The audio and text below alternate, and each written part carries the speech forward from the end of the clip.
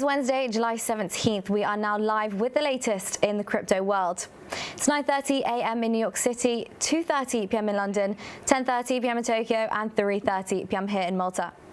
Jason Fernandes and Pascal Van Knife are our experts on today's show. But first, we will take a quick glance at some of the market indicators. The cryptocurrency index CCI 30 has continued trending south towards the 3,500 point mark. The index is down by 25% so far this bearish July. Its year-to-date gain has eased back to 60%. The 30-day Bitcoin volatility index has continued moving north of the 6% mark. This is a territory that was previously visited by this index more than a year ago now.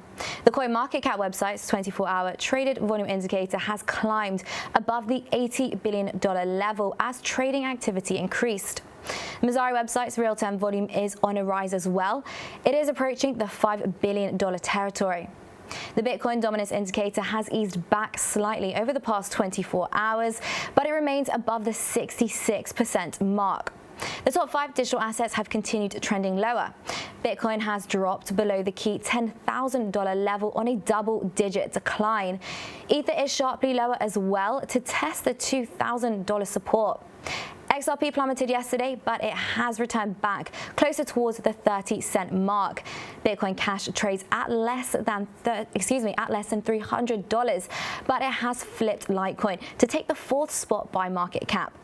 Litecoin has continued trending sharply lower to settle near the $80 level. The Coin 360 heat map shows a sea of red, confirming that bearish sentiments are driving the markets. According to the token spread website, Bitcoin trades at a premium of 2.4% on the XMO exchange when compared with the price of the Bitfinex exchange. The XMO exchange has also the biggest spread for the Bitcoin dollar pair, and it is 0.3%. We will now take a look at some of the characteristics of ADN. The project looks to create a blockchain with high throughput, scalability, and a high availability for decentralized applications. Another feature that the platform aims to offer is a built-in feature that would protect the interests of investors when they participate in initial coin offerings that are based in ADN. The project's token was listed on the CoinMarketCap website less than a month ago now. It was mostly trading close to the 1/10 of a cent territory, but it has dropped by more than 20% today. We will now review the performance of various cryptocurrency asset classes on this bearish day as grouped by the Messari website. The infrastructure group posts a sharp drop of 10%. There are plenty of double-digit declines in this class. The media and entertainment category platform is slightly better, but it is also down by nearly 10%. Theta token bucks the generally bearish mood with a slight increase. The financial sector has declined the least today. The group posts a drop of 9%. The currency category is down by slightly more than 10%, and there is red, of course, across the board here. And lastly, the services section shows a similar decline, and it is down by 11%. This is, of course, where the 5 major cryptocurrency categories stand so far on this red Wednesday. Let's now take a quick look at the most significant moves. This is one of the first times on our show where there are less than 5 of the top 100 assets trading in the green. Afterwards, we will be back with our crypto experts after the short break, so do not go anywhere.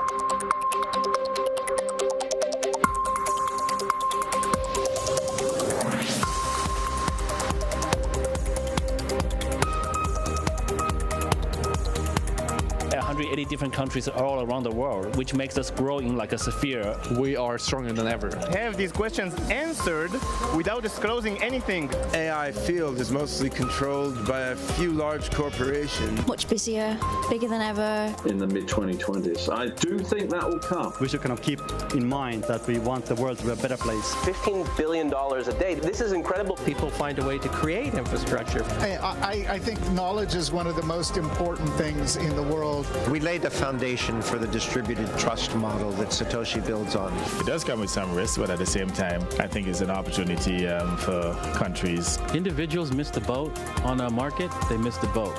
When the institutions miss the boat, they bring the boat back. This is BloxLive TV.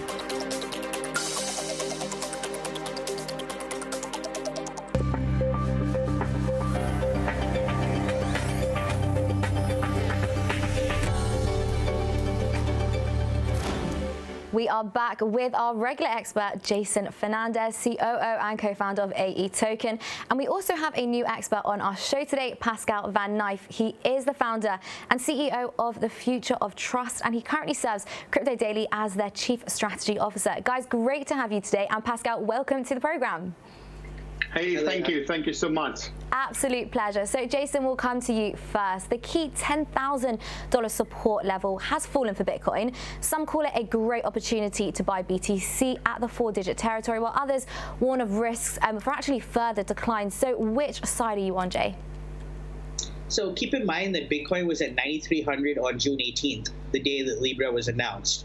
So the Libra announcement was a strong bullish signal to many, and many decided to stock up on Bitcoin because, of course, you couldn't buy Libra at that time. So all the excess interest in crypto essentially was concentrated in Bitcoin, and that shot it up. Today, almost a month later, Libra is up against some really steep regulatory scrutiny, and the market has essentially reacted effectively, erasing the gains that we saw on June 18th, basically past June 18th. So we're exactly in the same place today that we were many months ago. I'm sorry, exactly 1 month ago, rather, on June 18th. And so it hasn't. One thing that's important to realize is it hasn't really been in a free fall, although it might seem that way recently. Erasing something like 23% gains in 7 days, but it really hasn't been a free fall. It's just sort of been an adjustment back to the pre-optimistic levels that we saw before Libra was announced. So that indicates to me that this is sort of just a temporary situation, while Bitcoin sort of waits to pick up more support and essentially more good news, and then pop back up again. And essentially, what would make that happen would be more clarity from a regulatory standpoint. And that said, again, I think it depends really heavily on what happens with regulation in the U.S. So declaring cryptocurrencies to be a national security threat, which is what has been rumored, and people have said that in the U.S., that has some very particular and specific wide-ranging implications. And that could essentially necessitate an executive action on Bitcoin that really doesn't need to go through any courts, and could possibly be a ban or something. I mean, we don't really know how any sort of executive action could play out, and what exactly the full knock-on effects of declaring Bitcoin a national security threat are actually going to turn out to be. But depending on what the follow-on effects of that declaration is or how those play out, I wouldn't be surprised to see Bitcoin go lower if that ended up leading to some sort of ban or poor regulation. But if nothing happened over time, I expect Bitcoin to go up. It's just that term there, national security threat. I can't help but feel concerned when I hear people talking about Bitcoin like that. It really just, makes those red alarm bells. But I think it's really interesting, actually. You mentioned the correlation there between Libra. So absolutely right there. We'll have to see what happens next in terms of from a regulatory perspective. Pascal, we'll come back to you. So welcome to the show. It is your first time, and I want to hear. Thank you. Well, absolutely. I want to hear, what are your thoughts on this? Where do you stand? Well, I think obviously what you see with Bitcoin, and especially psychologically, the 10,000 mark is seen, that all of a sudden we get all this surge in the news media and everybody covering it. I think that's interesting, obviously from that point of view, from the attention it grabs, obviously also with a national security threat narrative that makes it also very interesting. Yeah. But if I look at history, I mean, we all know that Bitcoin doesn't have any problems moving well below the 5,000 bar. Right? I mean, that's some of the things that we're looking at. If I look at some of the technicals and the people in our space, I mean, they're predicting, some of them at least, are predicting around the 78, 90. But, I think also, I just talked briefly before the show with some other guys that said, well, we could even see a move downwards to the 6,300s or even the 4,100s. So again, like always, we don't, there's not a lot of, how do you say that, certainty, even with all the technical analysis that we see, in this space. But to answer your question, where do I stand? I think we'll see some more retraction, and I'm thinking about this, in the 7,600 range could be something very well that we would see in the forthcoming days. Okay. But again, that's interesting though, because quite contradictory actually to what our guest said yesterday. They sort of think that, well, it will touch around 9, but they don't see it going any lower. So we'll just keep an eye on that. We'll keep an eye on it. But as we've mentioned, Facebook, Libra has actually continued kicking up dust. Of course, we've been discussing there was a hearing between Facebook's David Marcus and the Senate on the Libra project. We saw plenty of negativity towards Facebook. So Jason, we'll come back to you. Could this be one of the drivers for the recent bearish crypto market moves? Of course, I know you do think it has something to do with it, you've mentioned.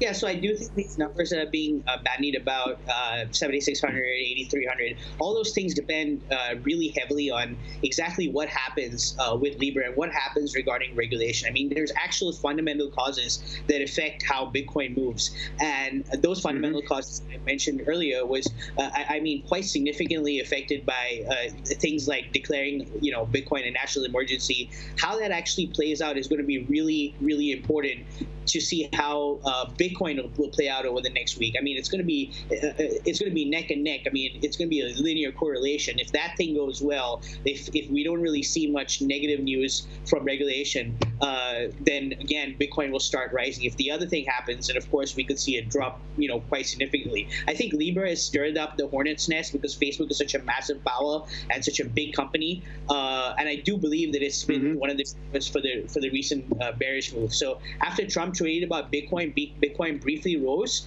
but then over time slowly declined. And I think that's not so much an effect of the initial tweet as some people are saying, but it's more subsequent rumblings of impending regulation. But I find that absolutely fascinating, really, just to hear how vulnerable Bitcoin is to different things that are happening globally, the national security threat, Libra, Facebook, very, very fascinating. So Pascal, we'll come back to you, your thoughts for us. Is it directly related? What's the correlation here? That's obviously a very interesting one. I would say that it's not directly a correlation, but then again, and that's just simply because of the narrative and what I've seen obviously throughout the time as to how Bitcoin unexpectedly moves back and forth. So yeah, but again, I try to look at it from a more holistic point of view, and yeah, I mean again, that the direct correlation, many of my friends say it's there. You're not convinced. I don't know. It might be not a popular opinion, but I think it's That's my thinking.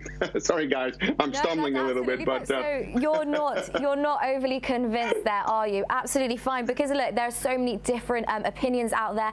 It's difficult, I guess, really to just come down on one. But Jason, we will come back to you because the attention towards crypto is on the rise globally, as we've discussed. The International Monetary Fund has published a paper titled "The Rise of Digital Money." The paper finds that crypto and other forms of digital money may replace cash. So, is this something that you are also expecting, and when could we see this happen? I know people are talking about this being the fifth evolution of money. We've seen gold, we've seen cash. Is this the fifth evolution? So there's one thing we talk a lot about on-ramps and off-ramps. While Bitcoin and cryptocurrencies are essentially decentralized, it is you can sort of control the on-ramps and the off-ramps. So basically how those sort of could end up being bottlenecks. But overall, I do think it's an inevitability that basically digital cash and then ultimately crypto will replace cash for the most part, because total cash, non-cash payments increase is something like, at least for the United States, increase at an annual rate of something like 5% from 2012 to 2015. That's just in essentially every year over 3 years. And then, if you start extrapolating past that, it's only a matter of time before pretty much all transactions end up being digital. I know that in the UK, where people are talking about a cashless society somewhere in the next 10 years, less than the next a decade away. And I think digital money, if you're talking about just digital money, it's an atavism. It's a throwback, right? Because it's expensive to move money around regardless of whether those funds are digital or not. I mean, there's these associated fees when you're just transferring cash, that you really can't get around much. And so once you start moving pretty much everything to digital, it's not going to matter whether that's you are digitally transferring cash or whether you're digitally transferring crypto. And crypto is much more efficient right now. So it's inevitable, as long as crypto is still legal, and by that point, it's inevitable that if digital transactions replace cash,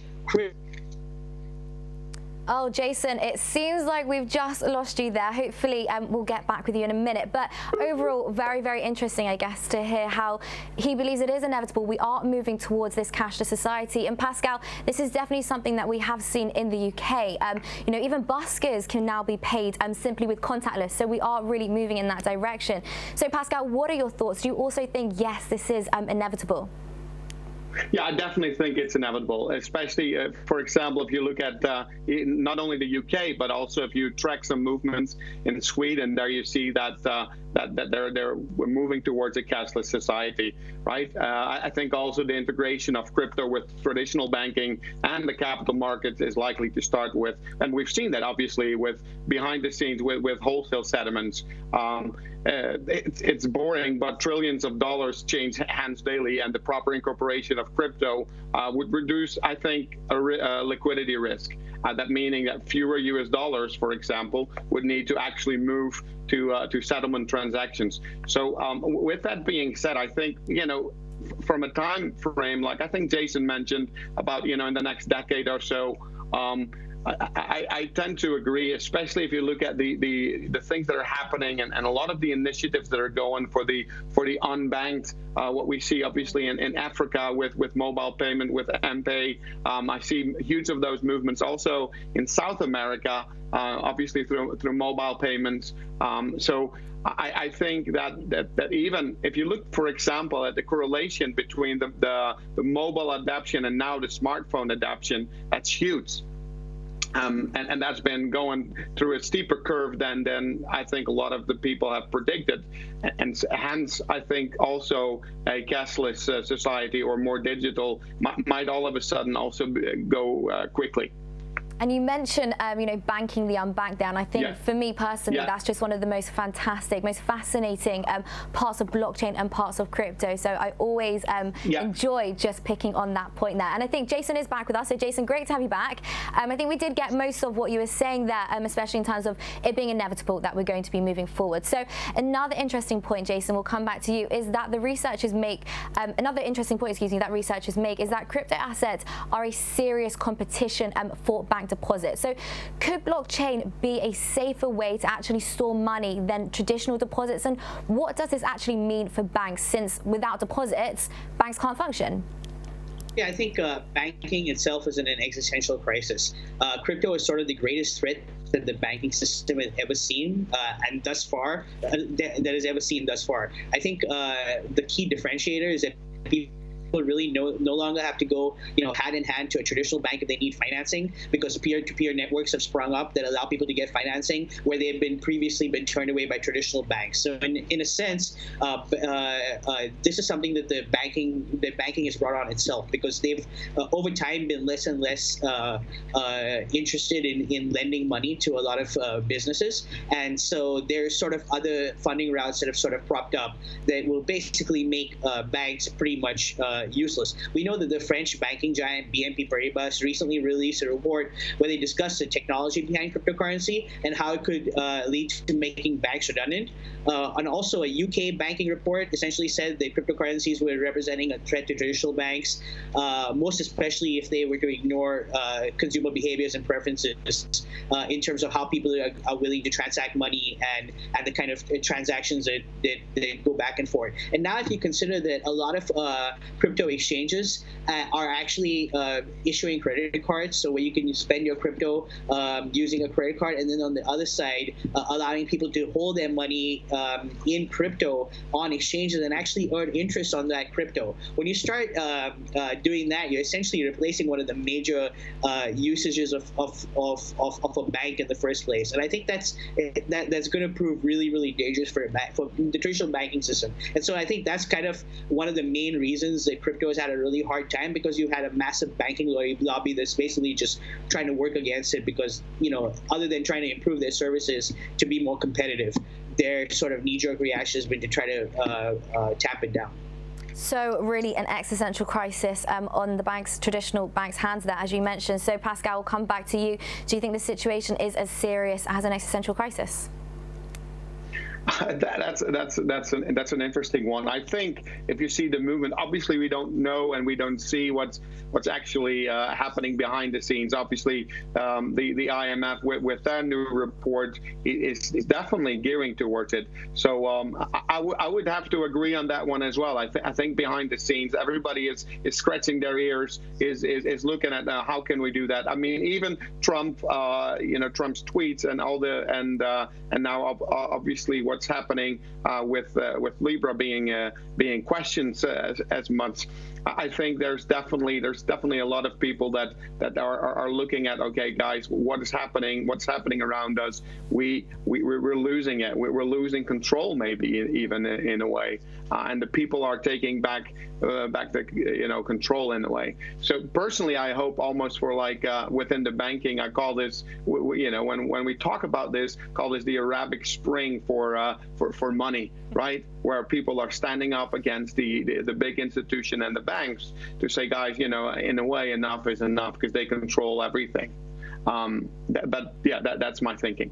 And I think that's exactly why I love having new faces on this program, because I've never heard somebody actually compare this financial revolution, if you want to call it, to the Arab Spring. So absolutely brilliant there, Pascal. So Pascal, we'll stick with you for the minute, because the Leo token has retreated from its all-time high of $2 to trade at slightly less than $1.40. The New York Attorney General wrote last week in a court filing that the initial exchange offering had clear signs of a securities issuance, and the IDEX exchange announced delisting this asset the next day. So, Pascal, do you see other exchanges following in the footsteps of IDEX here?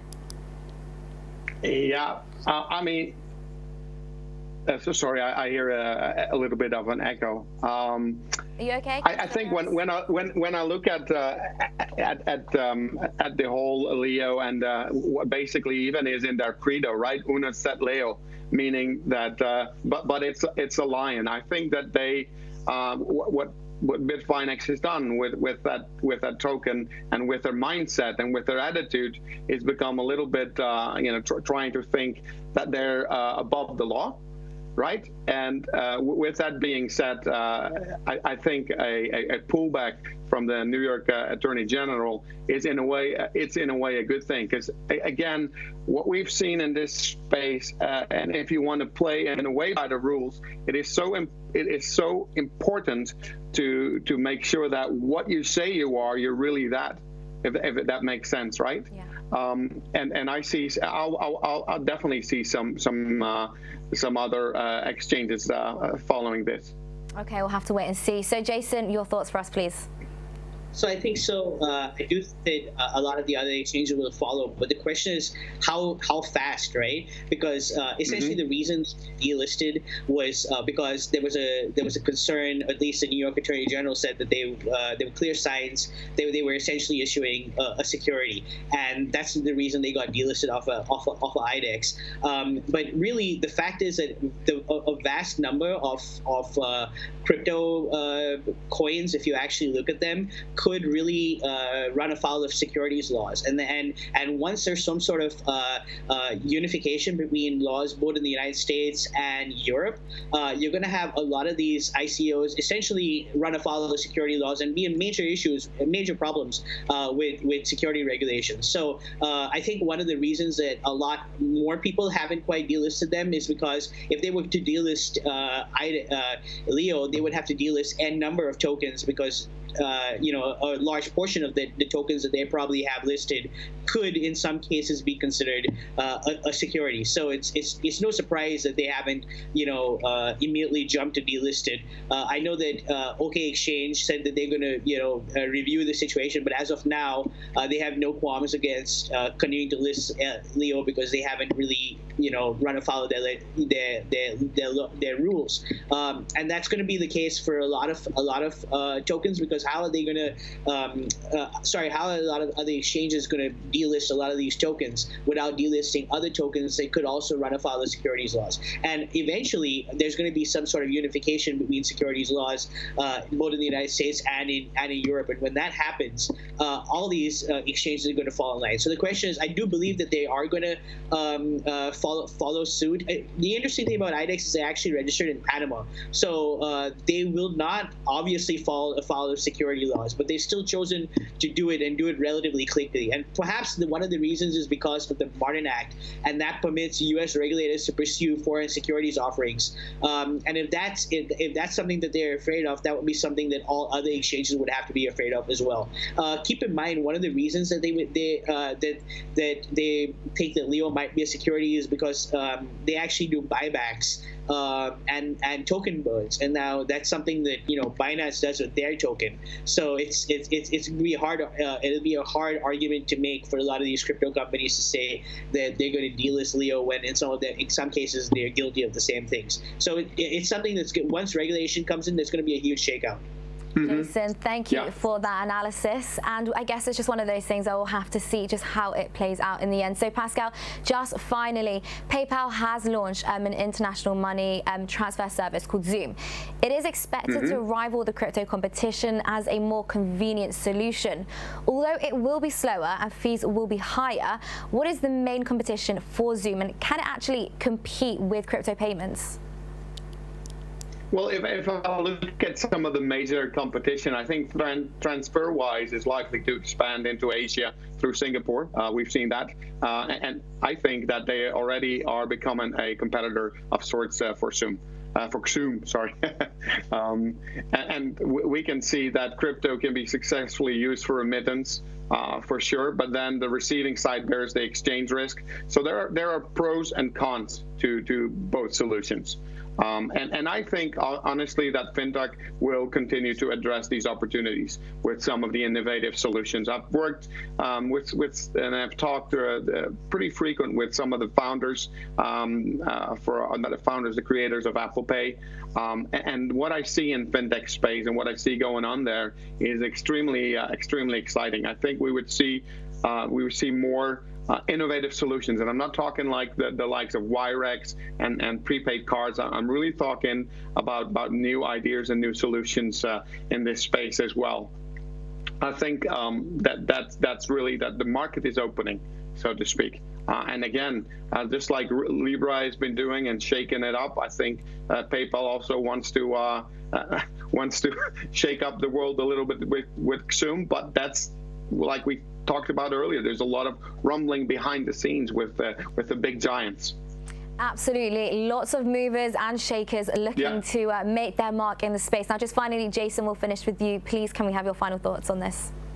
Yeah, so I think the main competition for this would not be crypto so much as like more traditional forms of money transfer, such as MoneyGram or Western Union. TransferWise, yes, also to some extent, because they are also big on essentially transferring money from one person directly to the other person.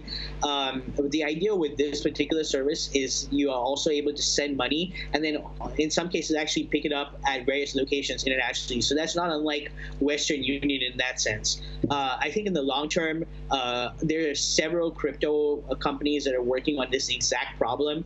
Ripple, Stellar, to name just a few, but also Dash is something that the company that's actively addressing this market. And as I mentioned earlier this week about when we were talking about Ripple and Stellar, this is going to be an extremely crowded market, and it's something that's going to see a lot of consolidation, particularly when it comes to cross-border payments and essentially fast money transfer. This is an area that we're going to see some consolidation, I think, over the next few years, whether it's Ripple, whether it's Stellar, whether it's Dash. But I think even Litecoin is going for that area too. So there's going to be there's a lot of competition for the area that Zoom is working on. And Zoom is already, again, we're moving cash around, so there's really only so much they can do to minimize fees. So again, I would still say that overall, I think the final solution to this would probably be more likely something like Ripple, Stellar, or maybe Dash.